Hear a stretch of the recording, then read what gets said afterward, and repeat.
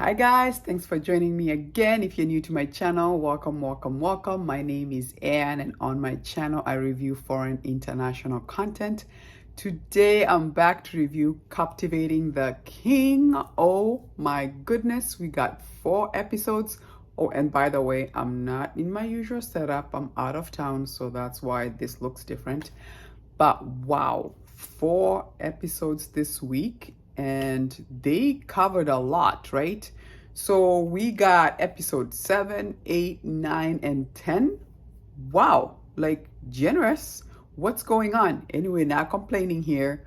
All I know is we left off with the king looking like he was being jealous because Mugwu was getting close to Mugha when they hugged, right? And I was like, the king is jealous, totally jealous, right?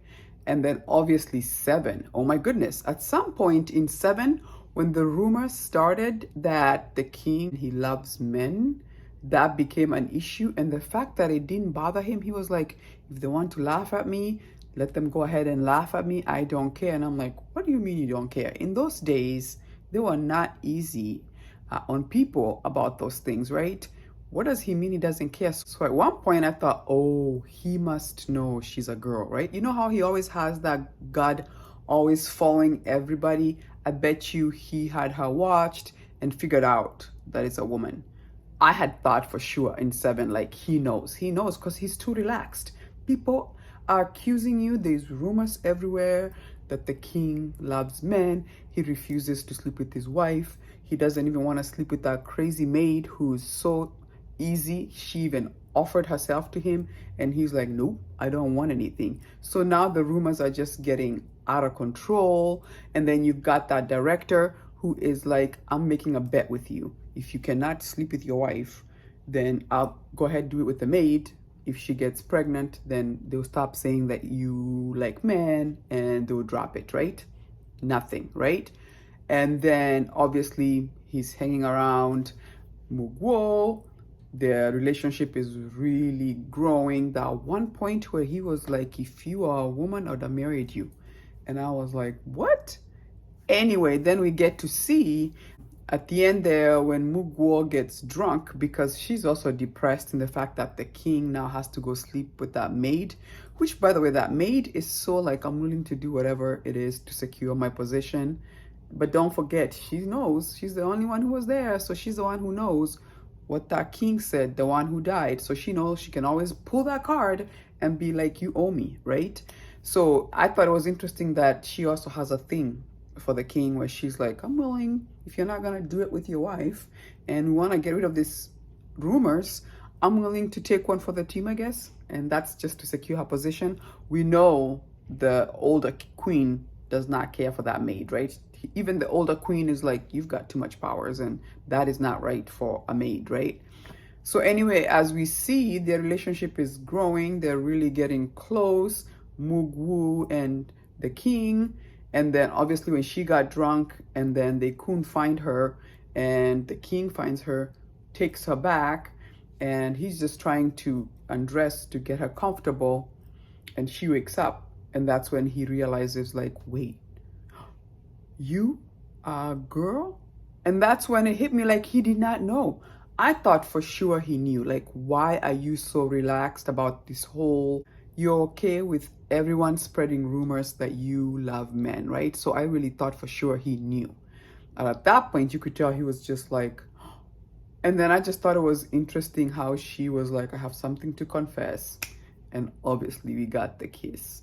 And it sounds and it looks like they spend the night together. I'm like, if she shows up and says she's pregnant, I don't know what's gonna happen. But at this point, now it's a full-blown romance. We know that the king now knows, so now he's really even gone on steroids where you can tell he's very fond of her and I miss you, all that stuff. But unfortunately, the director is very busy trying to make sure that Mugwu is sent away because we need her to be out of here so these rumors can go away. Him and his sister, who is the older queen, the point was to only have Hassan to always be the only heir there. Like the part where I was very sad to see that the older queen is trying to get rid of the young prince. Because I'm like, wait, isn't that supposed to be your grandchild? But I'm thinking maybe the first son, the first king who died, that may not have been her direct son. You know how kings have many queens? I wonder if her only son was the current king, right? And the king that died before was of another wife.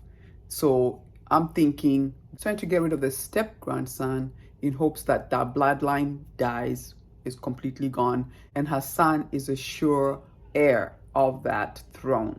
And that's why she's pushing so hard, like, could you please consummate this marriage? You know? I thought it was interesting when he said to her, look, you can't blame the queen for being weak. If the seed has never been sown, how do you expect it to grow, right? How is anything ever gonna grow if I don't sow the seed? And she's like, are you kidding me right now? It's been 3 years and you have not consummated this marriage. Like, what is going on with you? So just the more, like, almost like affirming to the mother. The mother is like, oh my God, this son of mine likes men. This is not gonna work out for us, right? And then we have that crazy traitor who's always willing to go do anything. I guess they're trying to make sure that Prince Rui is happy, so there's no war between Korea or Joseon and them. Obviously, it was a setup, I guess, because obviously they come back and they come up with the idea of they want the young princess to marry into their family so that now the country of Joseon, Korea, is safe moving forward. But I have to say, in episode 9 and 10, the whole let's switch the princess had me grabbing on like, oh my God, I hope they don't get found out. And then they were so close, they were so close. Oh my gosh, they were so close.